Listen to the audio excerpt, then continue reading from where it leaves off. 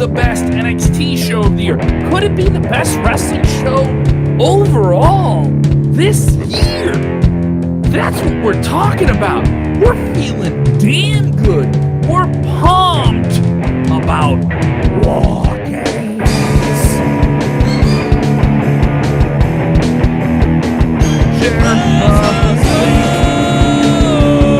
What's up, everybody? I'm Kevin Kellam. This is your WrestleZone post show for NXT WARGAMES. If you're watching for the first time, get your comments on screen. If you're listening, you know you're in the zone, baby. That's right. We're in the WrestleZone. I am not alone. You're never alone when you're in the WrestleZone. That's right. I am joined by John Clark. Don't call him Clark Kent, Central PA. Then we're going to go with Colin Tessier from WrestleZone as well. Colin, what part of the country are you in? I'm from New Jersey. New Jersey? Everyone's from the Northeast. All right? I'm only one representing the Midwest here. We are fresh on air after what looks like a banger of a program here from WWE NXT. The pressure was on them from outside forces, from the fans, because they're head-to-head with AEW, and they got to respond. They can't just have a show, because they had Sting over there. So you guys got to, and then there was all that other stuff you're hearing. If the wrestlers got in the ring, and they had their storylines built up, and this is NXT, and this is the no BS heavy metal brand of WWE, you got it tonight. You got one hell of a show. If you were with us live for the first time, go ahead and hit that like button. All right, go ahead and hit that like button. Go ahead and subscribe to us on YouTube. Turn those notifications on. If you're with us on Facebook, make sure you turn your notifications on, because Mr. Zuckerberg would like you to do another hoop to make sure you know when we're live, because the algorithm. Another thing is hit that like button. If you don't want to comment anything, just hit the like button as much as you can. Also, you don't want to listen to the whole thing, watch the whole thing, we have it on podcast. Go get the podcast version of it. Tons of stuff up there. We just dropped 2 Dynamite Dudes with Attitudes. You guys just did the SmackDown Double Down. If you want to catch up on that, we're having a great old time. All right, let's get into it here. The main event just ended a few minutes ago. It was the Undisputed Era. Pat McAfee Squadron versus Adam Cole. These guys faced off a few months ago in the summer in a match that shocked the wrestling world. Pat McAfee, a former punter for the Indianapolis Colts, turned talk radio personality, who's been involved with WWE as like a pre-show kickoff host, had a thrilling match. He went away. He lost that match. It wasn't even supposed to be like a great match, but in terms of athletes making their jump into the wrestling world, celebrities doing it, I don't think there's anyone who's done it better. Now, mind you, it may not be moving the needle nearly as much as an Andy Kaufman or a Lawrence Taylor or a Floyd Mayweather. We can talk about Floyd Mayweather. He made some headlines tonight. But, I mean, this guy got it and took wrestling seriously. Now he forms this new group with Pete Dunne, Oney Lorcan, and Danny Burch, a really, really strong team to take on the Undisputed Era in one hell of a WarGames match. Right, Colin? I thought it was great. I will say I enjoyed the women's one better, and that this one kind of dragged a bit at the end. And I definitely disagree with the Undisputed Era picking up the win here.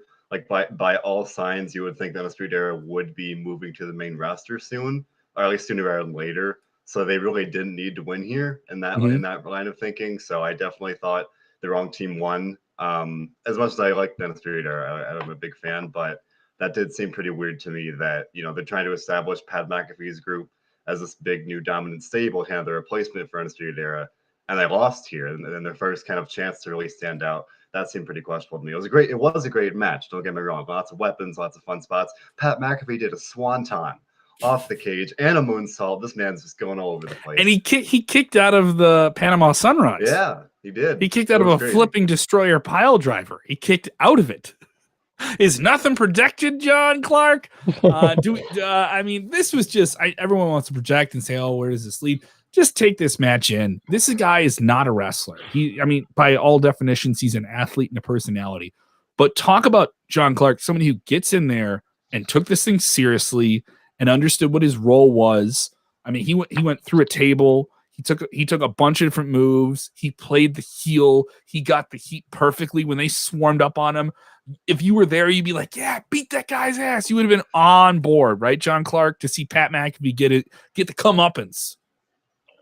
I mean, I guess I thought that it was a very, very good match. It was definitely one of my top two favorite matches of the night, if not the number one. I really liked the way that they kind of, I guess you could say, protected Pat McAfee. He was the last one to go into first team, which was suspected. He spent 3 minutes just getting tables out from underneath the ring before he even got in, so that just delayed it even further. And then while he was in there, he spent a lot of time in the opposite ring of where the action was going on.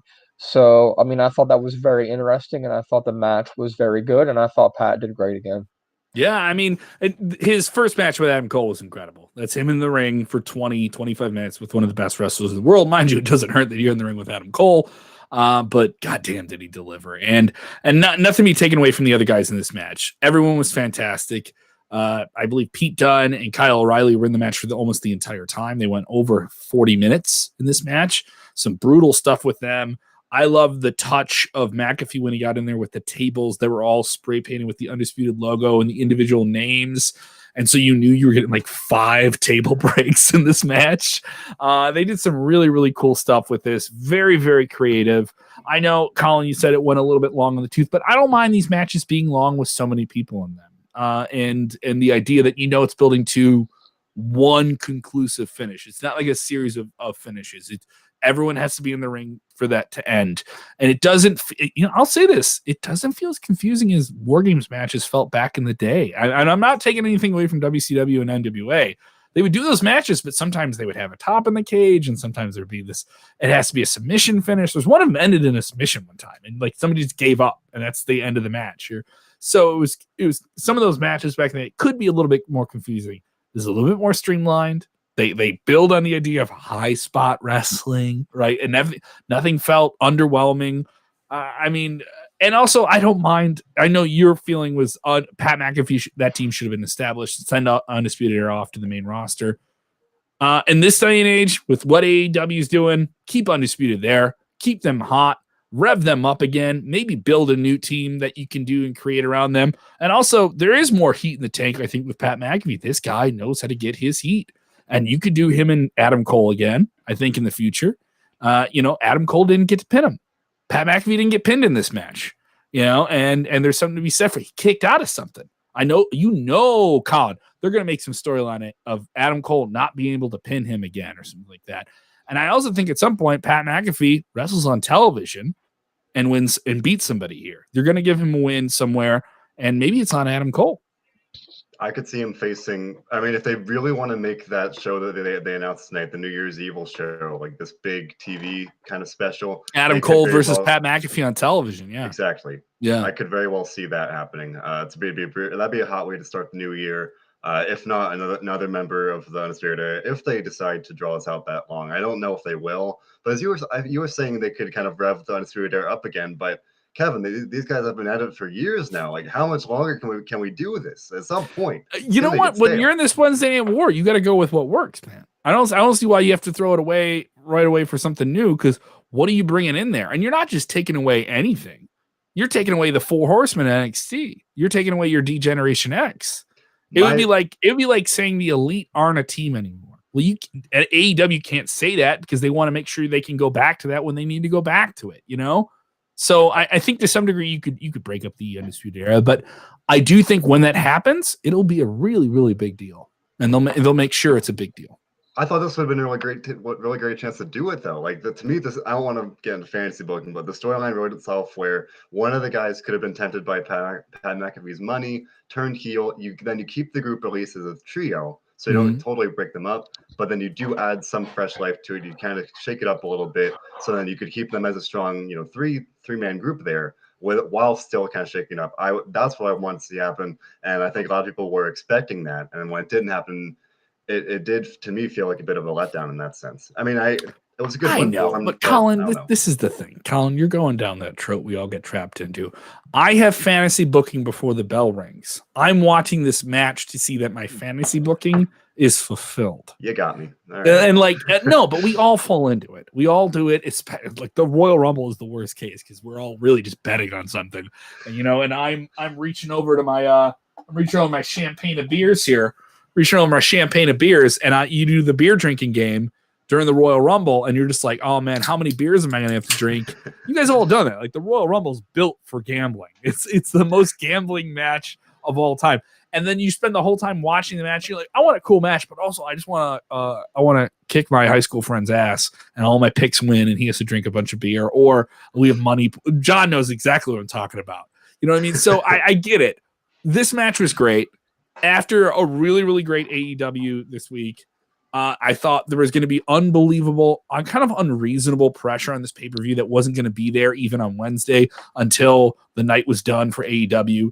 If you're an NXT loyalist, if you're just a WWE fan and you don't mind AEW, or if you're an AEW fan, you should be really happy about this show. You know, what they did across the board was, for the most part, very good. There were some things in the show that were questionable, but you can't walk out of the show. If you paid $50 for this on pay-per-view, it would have been worth it. You know what I mean? Like that's something to be said for something that's on the network here. A lot of people chiming in here. Chanel saying Pat McAfee should stay in his mic role only, his mic skills role only. Well, you got your heat. Other people saying Pat sucks. That's the idea. That's the idea. Giorgio Reyes, big friend of the show, saying, Kevin, let's talk it up here. We always do the 1 to 10 rating here, and we're going to hold off on getting the rating for the boys here on screen, but it's more important what you guys say. Eric Cook, throwing up the metal horns, give it an 8.5. I see a couple of 9s here in the chat as well. And AJ Harris, he disagrees with you. Colin says the UE doesn't need to break up. They were trash talking. Don't you know? Now, John, I know you and I have appreciated this on the other shows we report. How everyone talks to the camera now. Everyone likes to really, because you can have the microphone, but everyone knows that the mic on the camera is gonna be really loud. So the show ends with them and they're victorious. They're like, we run in this place. They're all just like yelling stuff. Like they're all like yelling stuff. Like they're a college basketball team. You know, we're number one. We're the best. We're going to state. Like we run. And it was just like kind of like joyful and fun and bro-y in a good way. I feel this is good. What's the future for the Undisputed Era, John Clark? I think they're going to stay together. I think they should stay together, and I think the reason being is that they probably want them to be together when they debut on the main roster. I don't foresee them going to the main roster singles. Maybe you can split, just two of them up. But I don't think that we see any kind of a breakup or like a rivalry or anything like that, and I don't think we need to. But I'm a little curious to see, what do they do now? It's kind of like, well, their time is slowly coming to an end. At least we thought before they were running out of things to do, and then here comes Pat McAfee out of nowhere, and now we're kind of at the same place again. Like, well, now what do they do? Johnny U texting in saying, if Undisputed Era would have lost or split up, NXT would lose more ratings. It's not broke, don't fix it. All right, so there's some truth to that, but they haven't even been featured a whole lot in the build to this. A lot of this was just McAfee and his team talking up this match, and give it up to McAfee. This guy is cutting some of the best promos, and you were excited to see him get beat up, and that's it. It was effective. And then when he got in there, he didn't just do, I'm going to do one or two things. He went through a table. He took a Panama Sunrise. He super kicking people. He did a bunch of things. He didn't do nearly as much as he did in that first match, but it was great. Definitely match of the night was the men's match. And that's the main event. That's what sold the show. Let's get into some other matches. What other ones you want to jump into here, John?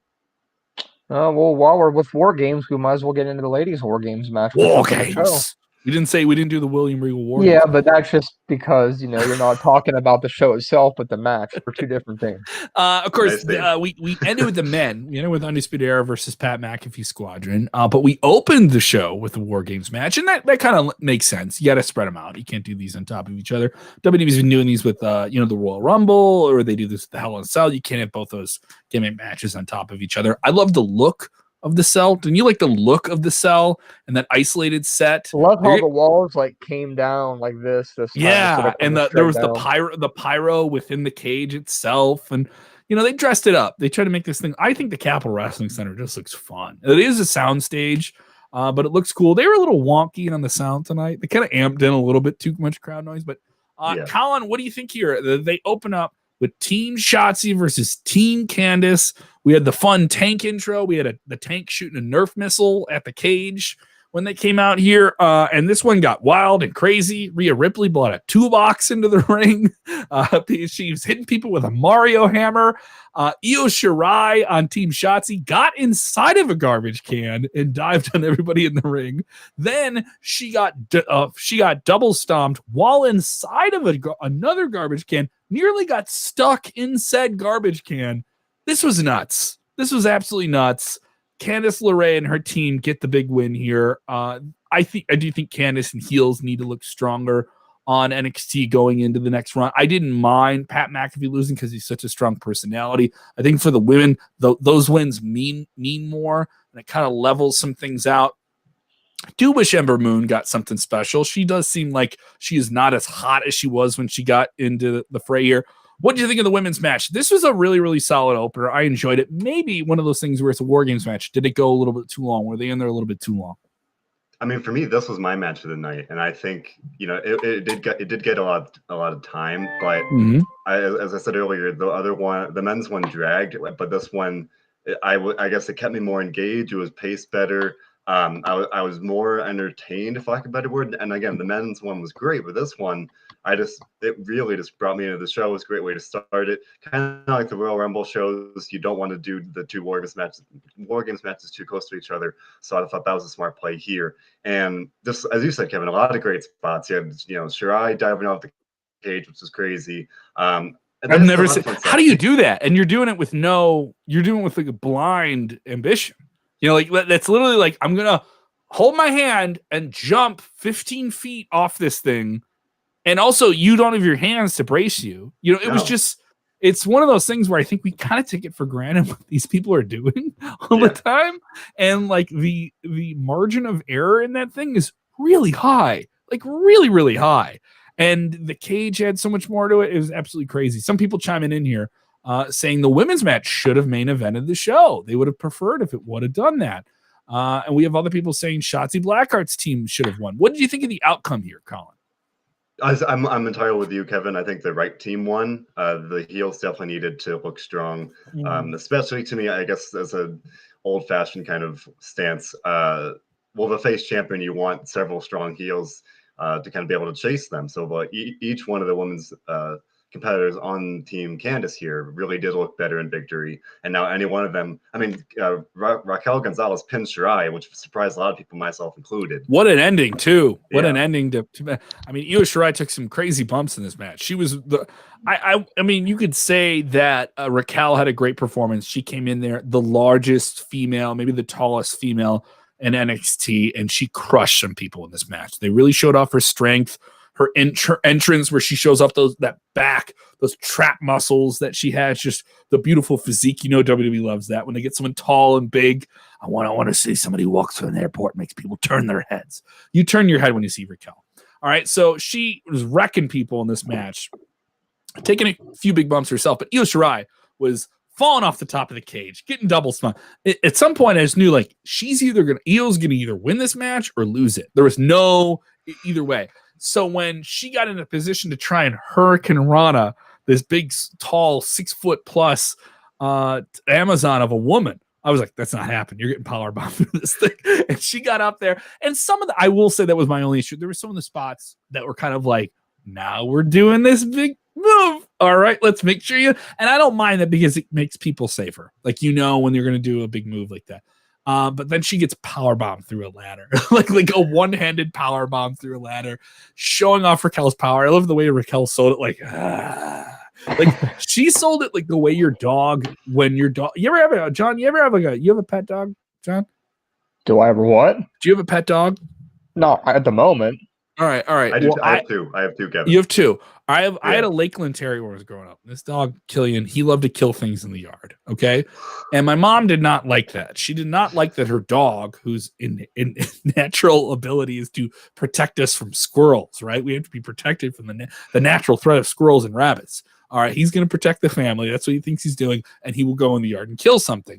He killed a rabbit in front of us one time. And I feel bad for the rabbit, but I was also very proud of my dog for doing this. Now, I didn't wish that on the rabbit, but I was so happy for him because he had his long beard, his terrier beard, and there's blood in his beard, but he had the biggest smile I ever seen a dog have. All right. And he was just covered in blood. And it was like, look what I did. it was like that gleeful madness.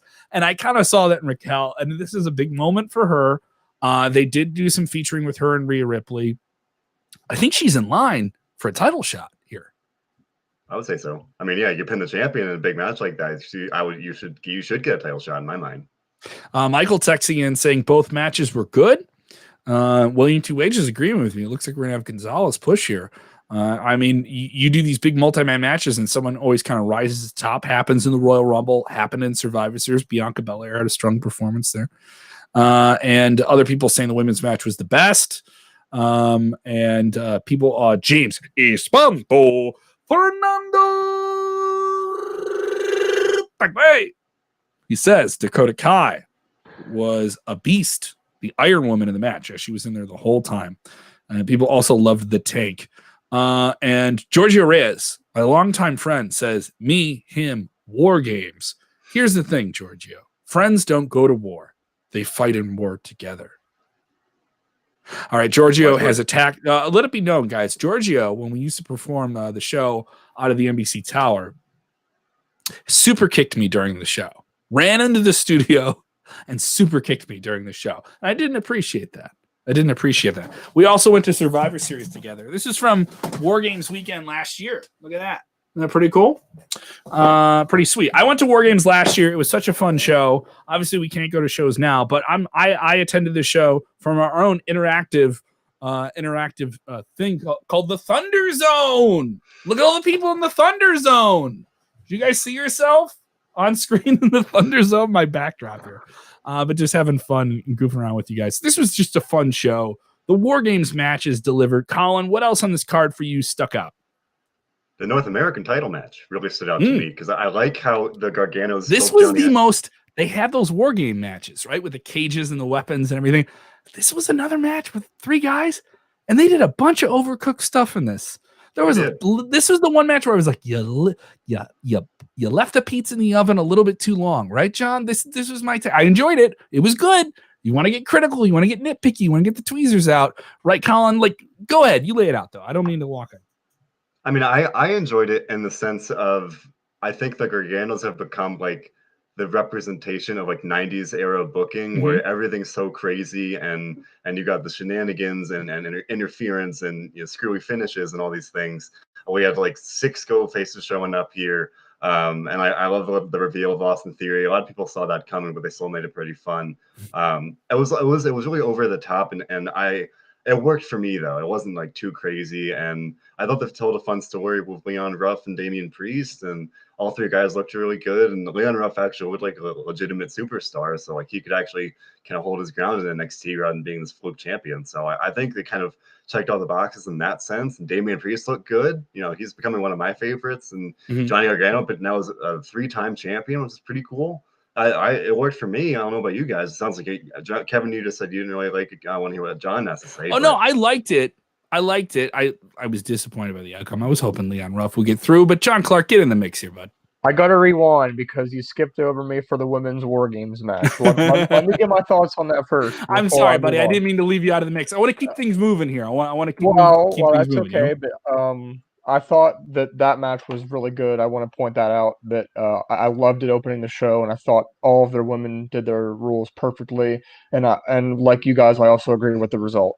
Moving on to the North American Championship match, I also was hoping that Leon Ruff was going to win, and I thought he was going to at multiple points throughout the match.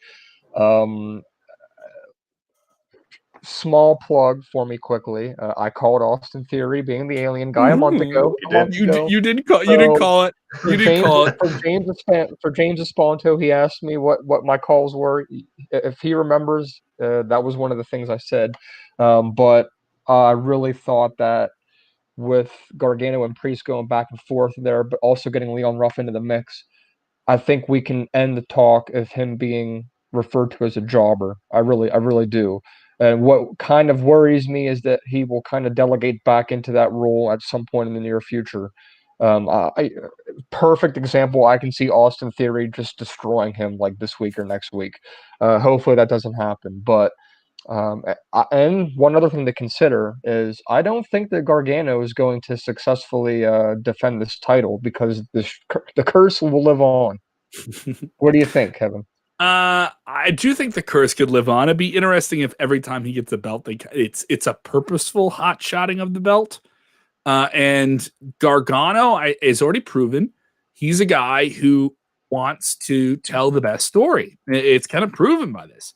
Think of the people in the 90s or even maybe 10 years ago. If you have an established guy and you're asking them all the time to be like, you're going to win a title only to lose it, I don't think that guy's going to agree with it, in the long run. And you're going to get almost, for lack of a better phrase, you're going to get yourself an RVD where you're going to get a guy who has really great matches, who loses titles quickly, or just doesn't get that big opportunity. The thing is, for Gargano, I think he doesn't mind that because he knows it's healthier for NXT in the long run. I think longevity in your role and what you can do makes you more purposeful, especially when you're going up against another brand. That is the long game. The long game in NXT is what will win. All right. And they had some long payoff things. This is something that literally was built up since the summer. All right. Oh, we got a run in here. I mentioned the man who super kicked me inside of the NBC Tower studio, but he's going to super kick this show a little bit. Coming in from 101 WKQX, my radio bro. Got to let you know, he's a fart knocking for life. Mr. Giorgio Reyes. Giorgio, how are you, buddy? What's up, Kev? Can you hear me? I can hear you, buddy. You guys can hear him, right? Oh, yeah, we can. Yeah. Dude, NXT TakeOver. One hell of a show. Oh, we got our chairs, dude. We got our chairs. Remember, we got our chairs? Damn right, dude. Right. All right. So, Philly Blunt hanging out there as well. Guys, quickly, give me your takes here on NXT TakeOver. What a match. I mean, all of them. I honestly thought the women's match was better than the men's. I guess I'm alone in this. I thought the men's match was better too, Kevin. Okay, all right. So John's riding with me here. So we're gonna fight. So tag team. So it's a tag team right now. Yes, you're gonna get all the women to come and beat me up at my house. Perfect. Good. You're gonna give him my address. You're gonna say this is him. He looks weird. He has big blue eyes. He's a big dumb head. I love Phil is just running around with a chair in the background. He usually does that. When that happens. I love that you wore your Undisputed hat for as well. Good old merch mark there. Get your hell yeah, dude. Oh, I also backed it up in case I was wrong about the whole thing. Do you have he's gonna have a Pat McAfee something to run in here with? What do you got? I was still for the brand, dude. Did you wear one? Were you like a White Sox Cubs, like a Yankees Mets fan, where like you had like, I'm gonna change my hat inning to inning, so I feel like I have my allegiances for both teams. No, don't ever insult me like that. You know what? As a Sox fan, you don't do Go Sox, baby. Go Sox. You know you don't do that. You don't do that when you're from the South Side of Chicago. You don't do it. But I mean, come on. NXT TakeOver. Does this show make you want to watch NXT every week now moving forward? Does it make you feel like, I gotta check out their show here? I mean, yeah, I think so. I think they kind of missed the mark. I saw Finn Balor's promo. Yeah, that's something to mention. He mentioned that after tonight, he was going to be the guy that you have to have your eyes on. That'll be back on the show. Yeah, and I felt like maybe it was missing that, but maybe it didn't even need that. I don't know. Sean Smith says, "Hit him with the chair." Don't do that. Don't hit anyone with the chair. Phil's telling us no. Yankees I love the physical comedy from Philip in the background here. It's appreciated. Giorgio, they can check out your content and all the fun things you're doing with OG Studios. And you and I are busy. We're working on a big rock show coming up here, December 23rd. It is going to be the virtual Night We Stole Christmas, Glass Animals, Wallows, Cold War Kids, and Surprises.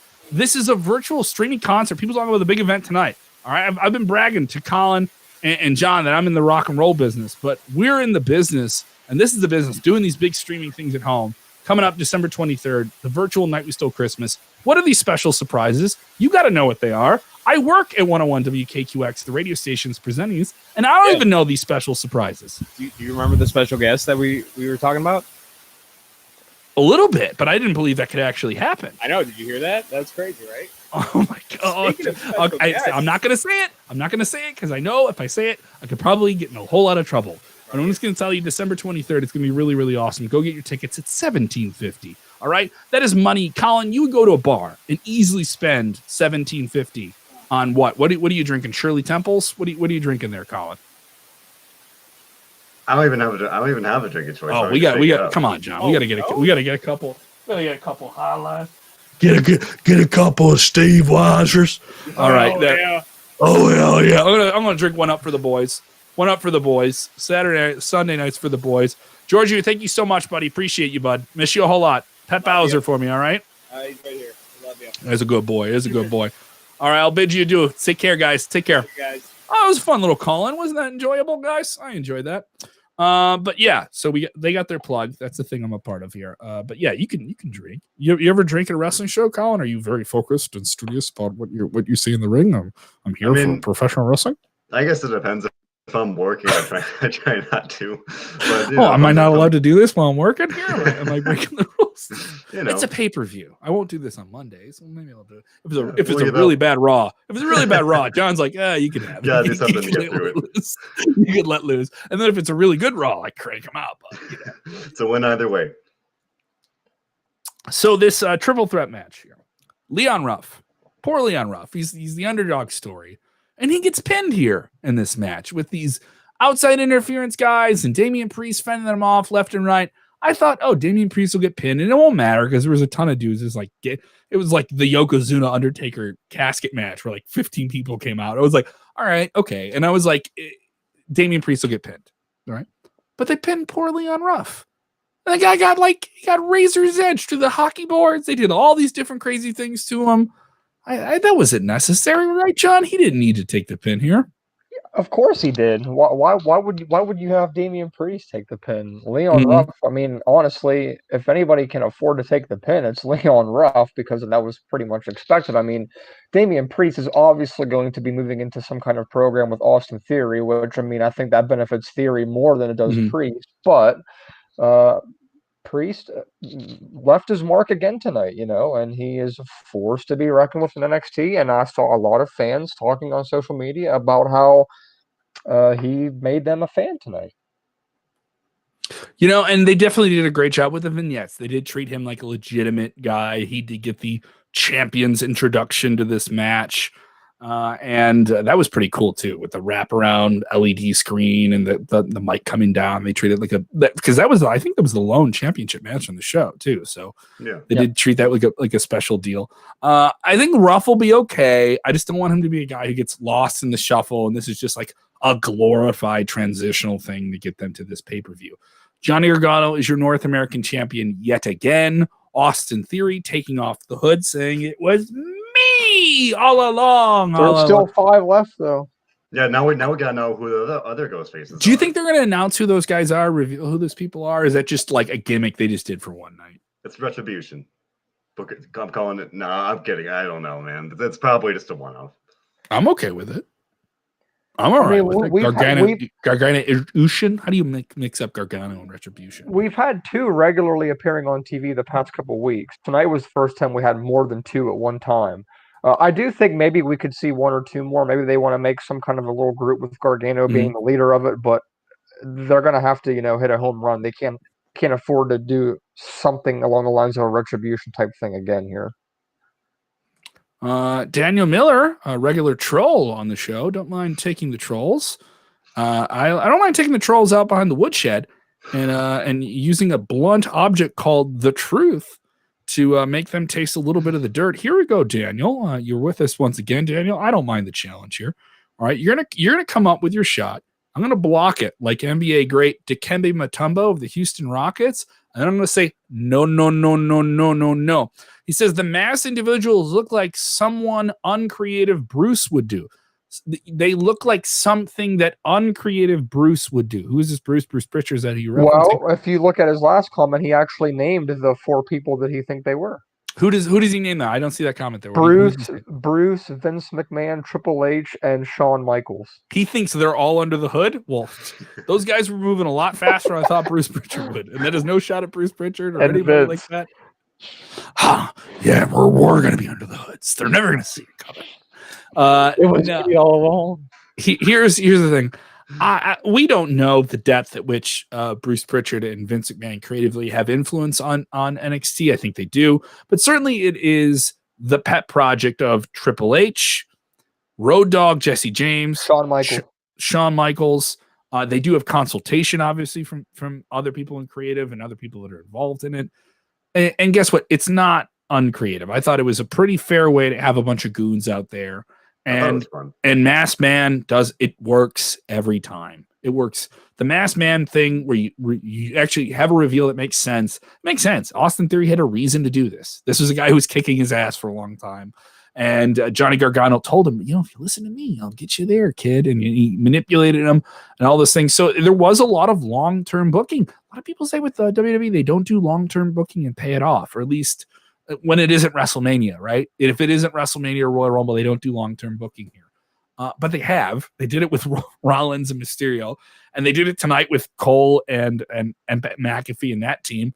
And I think to a degree they did it with this, because this has been going on for 2 or 3 months with this weaving of Leon Ruff, Damian Priest, and Gargano, right, Cole? Yeah, I thought that is it's a good exception to that idea that WWE doesn't do these long-term stories, and now they set it up so they can keep it going. I imagine Damian Priest is going to want revenge. Leon Ruff, even. I mean, John, you said you worried they're going to turn him into a jobber, but at the very least, it's probably going to get a rematch of some sort. So we're going to keep on rolling with it probably, and it's a keep kind of becoming this fairly long-term story, and especially for NXT, where we've seen a lot of inconsistency and changes lately. This has been kind of one constant, for lack of better words. That's been a pleasant surprise in my mind. I think we've covered almost every big piece of news here. Not Ciampa and Thatcher.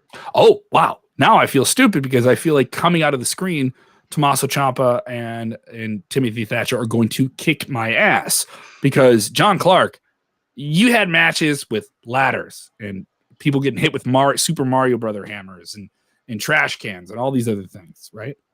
But these guys beat the snot out of each other in this match. This was absolutely great. Short-term build to this. Like they built this in less than a month. Everything else kind of had like 2 or 3 months of build. But they beat the crap. If you wanted a New Japan Pro Wrestling match in WWE, like NXT does sometimes, you got that. This was too. His ear got bloodied. He almost got choked out 2 or 3 times. They're suplexing each other on each other's heads. This was awesome. Tommaso Ciampa wins. I think he needed a big definitive win since he's been back. He's been back for months now and doesn't think he's gotten that definitive win. They fed him to Karrion Kross in his march to the championship in the summer, and he gets the win. Now Thatcher, on the other hand, is featured prominently but kind of loses these big matches, at least since the spring. I didn't mind it because the match was just so goddamn good, and it lent itself to the style of both characters, and it seems like we're going to get more of it, right, John? Yeah, and maybe it's just me, but these types of matches are so they're so hard-hitting and physical that it's almost like you have to really be a hardcore fan to get enjoyment out of it. And the reason I say that is because these matches are like more tailored towards the wrestling, and even like not even like professional wrestling, like actual like legit like college wrestling, stuff like that, because it's kind of relatable the way that they wrestle and the way that they had this match. But the point I'm getting at is, to me, the match wasn't really anything too interesting or something that I would tell somebody that they absolutely have to watch. But if they're into that hardcore hitting, physical, bloody, and even unpredictable stuff, this is definitely the thing for you to watch. But for me, just something was missing, and I think maybe it was the lack of build-up, the lack of storytelling, or the lack of what's coming in the future with them. And combine that with what you said earlier about how Timothy Thatcher is pretty much booked to lose all of these, and again tonight. And I know you said it's not really a big deal to you, but I mean, something's got to give eventually, you don't think? True. It makes a lot of sense. I mean, these are 2 stud guys that I think is with Thatcher, I think you could give him wins and it would make sense. He's so legitimate. He came from MMA. He has a legitimate fighting background. They did this with Shayna, where they just fed people to Shayna and she just wrecked people and she became like a female Brock Lesnar. Now, whatever they want to say about Shayna Baszler now on Raw, wasted her all this. She's a champion. Calm down. With Thatcher, I mean, you look at the guy, like he's missing one of his front teeth. He looks like he could be on an enforcer on any NHL hockey team back in the 80s. He looks straight out of a Sylvester Stallone action movie. He looks like he should be in Roadhouse. Like he looks like something that Patrick Swayze should get into a fight with in Roadhouse. He is a WWE guy. And then at the same time, completely legit. Like completely legit. You believe he could kick someone else's ass. So that's the only thing where I don't think you can keep doing this, so many times. I was mentioning like the RVD concept where he always is going to be there, but are you ever going to pull the trigger with him? So that is my only worry. That's a long-term thing. But I do think in the long term, maybe that's what pays off for Thatcher. But at the same time, he's the heel. And I think people love themselves Tommaso Ciampa. They love him as their cool hand Luke guy who comes in and talks the big game and delivers. He's basically NXT's Triple H. He's the game of NXT with the way he does his entrances and everything like that. Love that mask, by the way. Let's talk the strap match. This was the big Memphis Gaga goofy match with a whole lot of violence in it. A lot of people thought this was going to be a little bit more goofy and silly. That's the way it was built up between Dexter Lumis and Cameron Grimes. Straight to the moon, baby. Caveman, the redneck caveman. And we got a lot of goofy Gaga in the build up to this. They did a haunted house match. They did a blindfold match, right? But we got a strap match and they beat the heck out of each other with the strap. And they did some very, very creative things outside of the ring. It got a little hardcore. It was interesting. And Dexter Lumis chokes him out with the strap and gets him right in the middle of the ring. Colin, what'd you think of this one? They've been building this up. This looks like the payoff is here. Dexter Lumis needs the win. He is the creepy character. Then you went with the very loud character. The combination made for fun TV, but it was getting a little bit long in the tooth, right? I mean, yeah, this has been another program that's been going on for a couple months now. They had their fun match at Halloween Havoc, and this probably going in, a lot of people saw it as the payoff or the culmination. And I think it was definitely the right call here. Dexter Lumis is someone that's really been standing out for a while now. He's got a really entertaining gimmick to me. I've always been a big fan of it, and I think he just plays it so well. There's one really fun visual where like Grimes knocked him over the barricade, and like they zoomed in on Lumis, like kind of eerily kind of coming back up over the barricade. I thought that was pretty fun. He's got that like whole mystique down, and he's just a very unique presentation, and I like it a lot. Definitely right call here. I think he and Ciampa, kind of based on tonight, are kind of going to be probably two of the top challengers for Finn Balor when he comes back this Wednesday. And we've also got to talk about Karrion Kross potentially coming back. But we'll get to that. Clark, get your piece in here on Dexter Lumis and Grimes. I thought it was a pretty good match. Like I said, I think it was last week on Wednesday. Cameron Grimes to me is really just a heel version of R-Truth at this point. He's the comedy guy that, I mean, he's at least more of a challenger and more physical than R-Truth, but nobody actually really sees him as a legit threat to really win anything. Dexter Lumis obviously is going to be more of an A player, I guess you could say. For some reason, Cameron Grimes just strikes me as more of a North American title type guy, where Lumis is more possibly heading towards the path of an NXT champion type guy. Question on this match here, John, Colin, Big Kev. Well, what about Big John? What about Big Colin? All right, they're also big boys. Where does Dexter go from here? Have him join Pat's faction? Dexter, I would say, is kind of like an Undertaker babyface. He's a creepy guy, but creeps can sometimes be interesting. Like Bray Wyatt is a creep. He smashes and kills puppets on Monday Night Raw, but he is over. So they've decided to make a man who's manipulated and brainwashed a woman to be his slave to be the baby face of Monday Night Raw. But part of it is just, you're such a good heel, it doesn't matter. I think with Dexter Lumis, I'll say this, he is a really interesting look. He has a very methodical performance. I don't think there's anything athleticism-wise that makes him stand out, but I think that is something that NXT needs, is they need more character performers. They need characters that stand out. I mean, they have a lot of guys who can have fantastic matches, and we saw it tonight. Leon Ruff, his character is, I'm a really good wrestler, and gosh darn it, I just got an opportunity. I'm going to run with it. That's his character. You can't really do that character for a long time. Dexter Lumis could play a creep forever. He could play a serial killer forever. He could do weird drawing cartoons of people and do that for a long, long time. That's a character that has legs.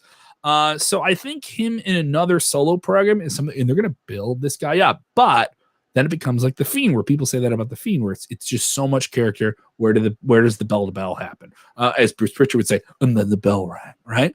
Here's the thing. I don't think Dexter has bad matches. I just think he needs to start having great ones. Is that fair to say? Right? So I think it should have good matches. I don't think it doesn't need to be great. He doesn't even need to be great. You know what I mean? He doesn't even need to be great. And keep doing the creepy stuff. I love the cartoons. Like, who does that? Who draws a cartoon of you where he like beats you up and doesn't say anything? Like, I'm sorry, that's really creative. And here's a legitimate thing. That's something that Dexter does. I saw him at StarCast a few years ago. Instead of doing autographs, he would draw you. He would draw a character. He would do characters of people. And here's this big brawling dude with like shoulders for days. And he played that Samuel Shaw character, like a version of this in Impact. So, and this is a guy who kind of knows how to deliver these characters on television, do unique things. I think he's a sleeper guy for NXT. He's a sleeper creeper. The sleeper creeper, Dexter Lumis, gonna have a big 2021. I'm saying that right now. So I believe we've covered everything on this card, and the great discussion here in the chat for everyone who's been with us now for almost 45 minutes. Thank you so much. Is no one saying there was a bad match on the show? Like I was stretching to find things I didn't like in the show. Like the triple threat match may have been the worst match on the show, but that's on a show where everything delivered. This was a very, very good show, top to bottom. I think this was better than Survivor Series. I think this is the best wrestling I watched all week in terms of top to bottom shows, and I will include AEW Dynamite in that. There is no dismissal of AEW Dynamite. Everyone's raging about how cool that show was. You got Kenny Omega and you got Sting. On that 2-hour show, you also had 5 matches that had interference in them in a row. 5. Everyone act like that didn't happen because they got Sting and they got Omega and they got all this other cool stuff. But 5, none of the matches had clean finishes whatsoever. So when everyone's raging about that, I was like, like, why are you doing that? So there was that, but it was a really, really fun show. It prompts this question that I'm going to get to in a minute. And it's going to involve AEW and it's going to involve NXT because we can't get out of people's heads, guys, right? Clark, Colin, we have to talk about AEW on this show because it's the looming cloud over everything. But give me your 1 to 10 on NXT TakeOver WarGames. Mr. Clark, I know you're a tough one. Are we getting a 7.5, dog? We are going to get an 8.5 today. Oh, okay, all right. So, Mr. Colin, what do you say? Taking a deep breath. Can I think about it? Calculating. I want to go for an 8.5, but I'm leaning to an 8. I'm not I don't know. 8.25. You know, I'm gonna go. Make that mind up for yourself, Colin. Don't sway him. Don't you are at the voting booth. All right, that is your number calculator. but that's why I'm at. Like it was a good show, but I talked about it on Friday on the SmackDown podcast. Like the ending really does influence me. So if I don't like the ending, I'm not going to come out of the show feeling as good as I might otherwise. I know, but to me, I always think those things are kind of a reach. Like people don't when they come out of a show and they're like, the main event sucked. This WrestleMania sucked. But I was like, I'm not saying that, Kevin. I'm just saying it was a very good match, a very enjoyable show, but I'm just not feeling as good and amped up about it as I hoped I would, and maybe that's just the way that some of the matches are put together. And all right, we got an 8.5. We got an 8.5. We got an 8 from you. Okay, Michael Covington saying he gives it a 10. This show is spectacular. This is professional wrestling. He says we're getting 9.5s, 8.7s. All right, I don't think I've seen anyone rate this show tonight with us below a 7. So this is a high ranking show. All right, the show is a B+ average already which is way better than my grade point average in high school. All right. Don't ask me to do algebra. I just won't do it. That's why I pay people to do my taxes. I will give this show a 9. I give this show a 9. I had so much fun. I really, really enjoyed this show. I feel that there's so many things in NXT that people sleep on, that people get distracted by everything that's going on with, and this isn't a shot, the bright, shiny new toy. And they love the disruption that is happening on Wednesdays, and it makes it easier to say, like, I'm just going to watch clips. I talked to a couple people this weekend who were like, I didn't catch NXT, but I watched YouTube, and then I'm just going to, catch the clips or something like that. And it's almost like when you don't follow your team and then they're in the playoffs. And that's kind of how I feel about things. And then people will join this team when they get to the playoffs, which is takeovers. WWE NXT has a wealth of talent. They have a wealth of talent. They have some very, very strong people. It looks and feels different than Monday Night Raw. I know some people are starting to say it feels redundant and close to that. And maybe they spread their big payoffs here and there. But this is a pay-per-view on a network you pay $10 for. As I mentioned earlier, if someone asked me to pay $50 for this, I wouldn't feel cheated. I don't think you can feel cheated by this. I feel we have to remind ourselves of the scale that we judge wrestling on now when we get a lot of very good wrestling. And a year where having any type of live event is very hard to do. And I look at the whole industry and I say, when people can deliver a show like this, whether it's WWE, AEW, GCW had their slime show last night, and I heard people raving about it. I'm excited to watch that show before I go to bed tonight. This is a great wrestling show, and we have to recognize it when it's great, when everything is done the right way, when they build up and everything gets paid off, and then you walk out of that show feeling like, I just wish NXT was tomorrow night. I wish I was watching NXT tomorrow night. When WWE do that for you, when AEW did that for you on Wednesday night, you wish there was a pay-per-view the next day, right away. They hit it out of the park. So don't get lost in the noise and the internet mishigosh and all this stuff. And we'll get lost in it in a minute. We'll give you that. We'll scratch that itch, okay? We'll scratch the bitch and itch, all right? This is a great show. Maybe one of the best WWE shows of the year, okay? I'm putting it up there with WrestleMania. It's in that realm. I'm putting it up there with SummerSlam and Clash of the Champions. They have some great storylines. They did some great payoffs. If you're bitching, you're bitching to bitch. So that's my mind right now. John Clark, you and I have been talking about AEW. We covered it on Wednesday night. Let's get into this. AEW has pulled out the big stops. They're working with Impact. Did you know that? They're working with Impact now. Kenny Omega, the new AEW champion, is going to be on Access TV on Tuesday nights. Ratings are going to go through the roof. Sting, a man called Sting, is in AEW. And everyone's thinking that WWE is done. They're toast. The ratings came in. They probably scored over 1 million. But they responded with a great show tonight, right? They responded with a fantastic show tonight. What other things do you think NXT is going to do, John, in response to AEW? What is the long-term response? What aces are getting pulled from the deck? I want to touch on that before we sign off tonight. What does WWE NXT do in these Wednesday Night Wars? And we can get ridiculous with this. We've cooked the steak. Let's have the ice cream now. What do you think here, John?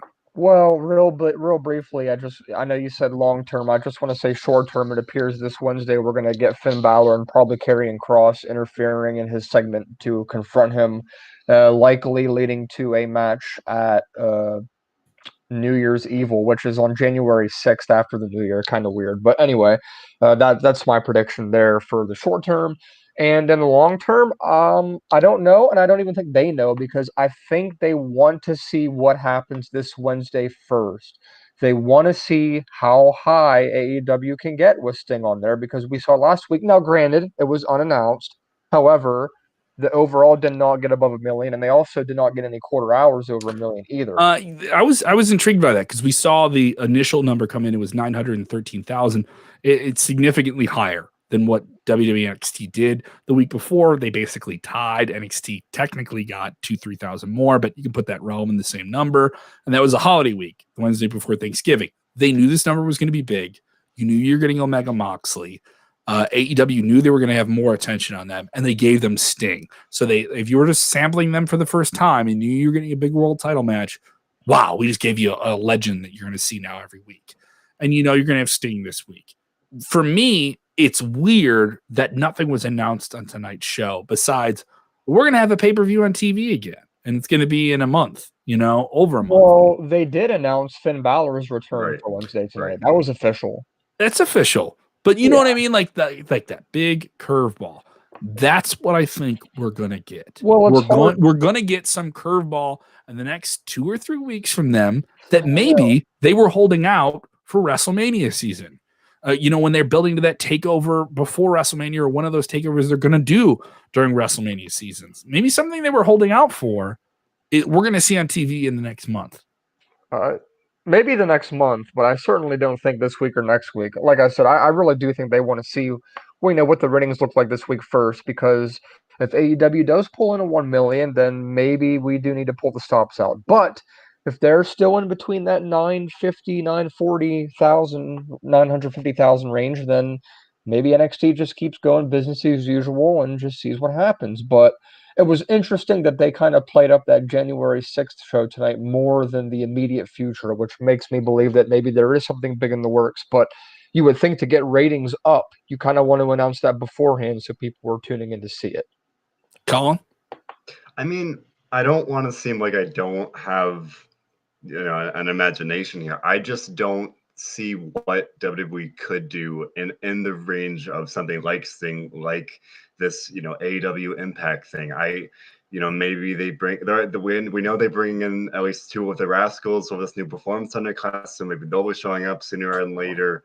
I will usually the go-to answer is something like send Kevin Owens back to NXT, but now he's tied up on SmackDown, so maybe something to that effect. I don't know. I don't see them having a lot of immediate, short-term options to kind of, be able to pull out. And, I don't see an ace up their sleeve, like to kind of take a phrase from Tony Khan. I don't see them, pulling out some, equalizer, if you will. I don't see it myself. I'd love to be wrong. I would love to be wrong, but I just don't see it. Well, I don't see an equalizer like soon. Like next week they do something and everyone loses their mind, unless like the freaking Rock's going to show up on NXT or something like that. But here's the thing: NXT is in a position where they can do that stuff. They're not just, as much as people would like who are NXT purists be like, oh, you had to have this big star come over from Raw or SmackDown. When they did that, it worked. When they did it, it worked. And there is this perception of NXT star-wise to the casual fan being less than. Great matches, but less than. Less than Raw, less than SmackDown. And that's for the casual fan. And guess what, guys? Casual wrestling fans are casual wrestling fans. If you've been watching 20 years, you mean as much as someone who only watches 6 months out of the year, because Royal Rumble, NXT, I'll watch some NXT, WrestleMania, and then I'm out and I'm watching baseball again, right?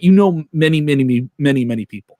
And this is the time of year where we're going to have those casual fans who are going to ask, like, hey, can we do a Zoom for Royal Rumble? How do we do a Royal? We're going to have those fans. This is that time of year where if you're a wrestling fan, this is where your friends who aren't talk to you about wrestling. So I think WWE is going to do something with NXT soon. And by soon, that doesn't mean next week. It means like within the next 5 or 6 weeks.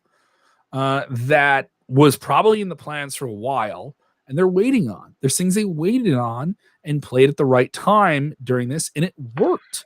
And we also have an issue with AEW is going to have NBA preemptions coming up here in a few weeks. The start of this new kind of truncated in the pandemic NBA season is going to be coming up.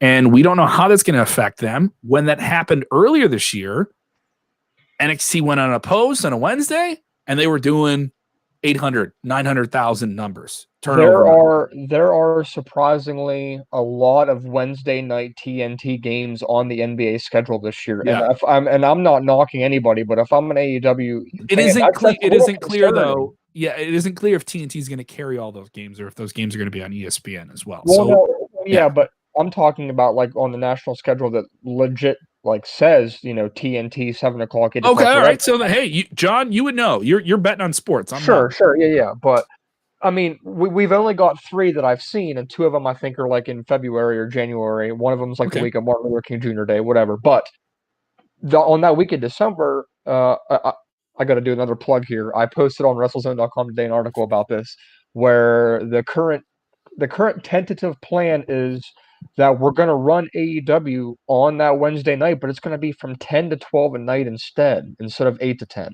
I'm on board for that, because then you get to watch NXT and you get to watch AEW. My major complaint is I don't get to watch both. I have to watch one later, and I'll do the post show with you. So why couldn't you watch both? Yeah, but now I get to watch both, and they're not opposed, and I get to enjoy both. Or for some reason, I still think. I mean, I get it. It would be Christmas Eve. I still think you go 8 to 10 on Thursday instead. But I wonder if they're going to do a best of show. I think that could be AEW's first best of if they don't tape the whole thing in advance. Because AEW's big thing is going to be, hey, our wrestlers don't wrestle on the holidays. We give them the holidays off. WWE's not going to do that. Yeah. But I guess the point I'm making is, I thought TNT regarded AEW as a very, very important, still the NBA. It's still the NBA. It's so easy if to it was get bumped out, game on a Friday, put it this way: with COVID season, right? You guys maybe know this, and I've heard this rumblings before with the COVID elements. We saw this last week with the Ravens game. Ravens and the Steelers got pushed to they played on a Wednesday. Yeah, they played on Wednesday afternoon, and there was a fear that they were going to put that game on at night, and that would affect, those things. Major sports trump wrestling. If Fox has a game that gets postponed, and they say let's put it on a Friday night, why not? You know what I mean? Everything's all over the place. SmackDown's not going to be on TV that night, guys. They'll be on FS1. Maybe they would be on FS1. Well, is that concerning at all to you, or you just think it's not really a big deal that they're kind of being bumped whenever they need to be bumped? It's not like, well, we can't bump AEW. AEW? Yeah, because USA Network, they're never like, well, if we no, because they're not carrying sports like the other networks are. In WWE Raw specifically is such a thing. I know a lot of people say, how does NBC Universal feel about having NXT here? Here's the long-term reason why I think NBC Universal wants to have NXT. Obviously, they want the show to be more successful than AEW does. You want any show like that. But the reason for this to be there is to keep AEW in the box that it's in, so it doesn't blow up and get more popular than it is. And everyone's like, oh, that's so awful. They're trying to suppress. Here's the thing, guys. It's competition. You didn't just get into this game and said this. I mean, if you were the XFL and you said, we're going to run Sunday afternoons and we're going to try and put our games on before the NFL would respond and move their games around. And they would not be okay with that. You're coming at the top dog. The dog's going to bark back and bite. All right? Well, what do you mean by that? No. This is a competition. All right? You want to compete with the leader in the game, and this is what you get. You get them throwing NXT at you and kind of curbing whatever points you could have. And whenever these shows go unopposed, they do better, And I guess they can be better for wrestling overall if they weren't on the same night. When they had those preemption games or weeks, I could see that.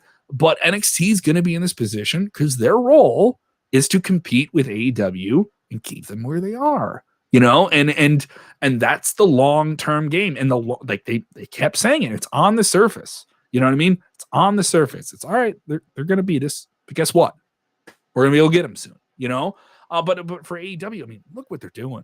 They're doing a lot of crazy, fun things that I don't think WWE would think about doing unless they feel it. They're collaborating with other companies, flat out collaborating with them, not doing the thing where it's just like a talent feeder program, though some people feel it could be. And we'll see what happens here with Impact this week. A crazy time to follow wrestling, right, Colin? Absolutely. Can't say it's boring, especially here right before the holidays.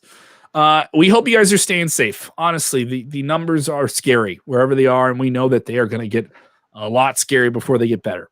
But I know it's redundant. I'll say it to you.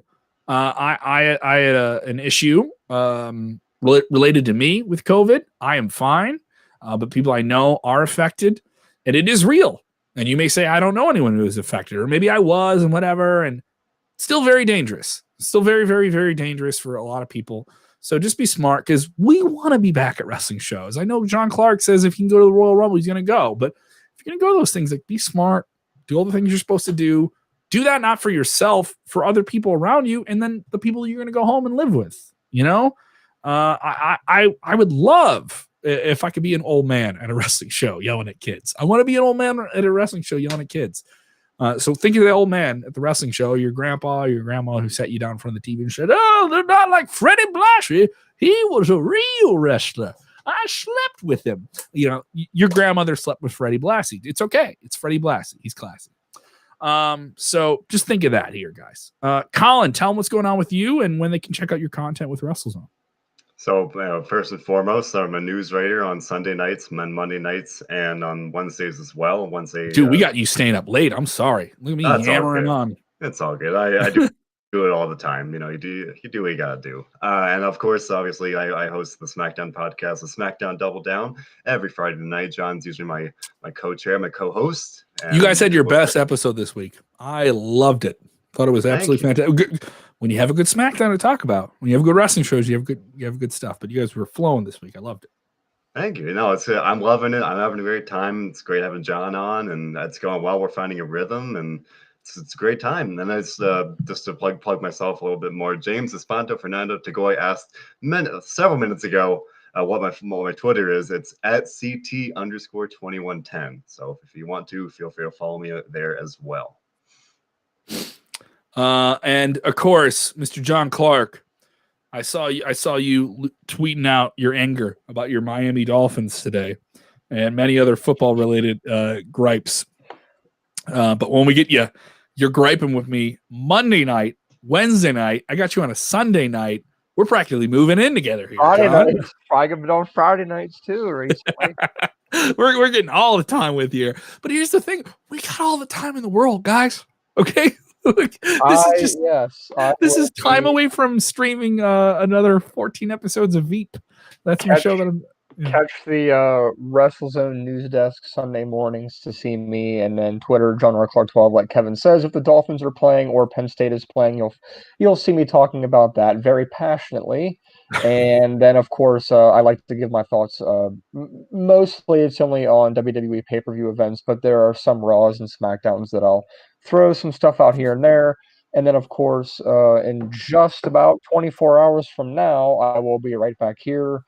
I got to admit, I'm not really looking forward too much to it, but the way the Raw's been the past few weeks. But hey, I'll be here. I'll give my thoughts, and maybe, just maybe, we can get at least a 6.5 or higher for what? Yeah, I mean, hey, if we can get a Raw that's as good as the one where they had McIntyre and Orton. I think the past 3 weeks I've been between 6 and 7, and that's it. Yeah. And that's very upsetting when SmackDown's been between 8 and 9. True.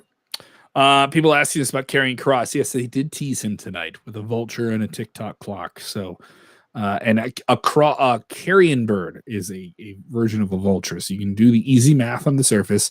He is due to come back. That's the way this thing is looking. I know we had some people join us here late. Another question. Don't want to leave someone out here. JS3 before we sign off. So AEW moved to Monday night? No, that'd be a really, really bad idea. You want to be, if you're a hardcore wrestling fan, you love AEW. Vince Anybody sucks. remember TNA? Anybody remember? Yeah, dude. No. Don't do that. Don't do that. All right. They are up against a WWE show that they can compete with and beat in the ratings consistently, but they can also lose to in the ratings. Maybe way down the road, but not right now. And here's the thing, guys. NXT can still beat them in the ratings. That can still happen. It has been too. And it has happened, and it can happen. So and this isn't like the Raw versus Nitro. It isn't the same scale. They're competing. This is a game of thousands, and those are inches in this game. So we will continue to follow it here. I love you guys. I mean it sincerely. I appreciate it. What happened to my Bears today? They suck. That's what happened. Yeah, they're so the Chicago Bears are the most aggravating team in all of sports. I have consistently yelled at a TV on Sunday afternoons for 6 weeks now. All right. And the 5 weeks where they won the season, I was just like, I was still yelling. When they were winning, I was still yelling because I was like, you're going to find a way to fuck this up. Like I just kept when they were 5-1, when they were 5-1, I told people they were going to finish 5-11, and they very well might. So are they? They're mathematically out of the playoffs. Are they out of the playoffs maybe now? 5-7. No, they're still competing with the Vikings for the last spot. Playoffs. But yeah. Playoffs. Playoffs. Great bit. Search for that one there. Who was the Colts coach that did that? That was back in the 90s. I don't remember. It's a great meme. It's a great meme. It's the equivalent. Look at this, dude. James, you are the man. He put our Twitter handles here. I think he was wrong though, wasn't he? I don't think that's Collins, is it? Colin, is that yours? What's your Twitter handle, Colin? At CT_2110. I appreciate the effort though, James. That's okay. It's numbers and letters. I mess them up all the time. You guys hear me talk, and I sometimes don't pull that off. Whoever CT_12 is just got a plug. I just want to tweet about anime, but all these people are asking me about suplexes and who's going over. So yeah, that's going to happen. Thank you guys so much for supporting the show. Sincerely, we get to work on a wrestling website. We're wrestling fans. And I just want to tell you, I'm thankful of that. And I'm thankful that with everything that's going on in the world, I'm very, very grateful of that. It is something that I consistently talk to everyone at WrestleZone about. We appreciate you guys. We love you guys. You have a lot of options in media. You listen to us talk about wrestling for 70 minutes. If you had a good time and you feel some kinship and maybe you don't get to be around people enough, that's what we want this to be. We want this to be fun.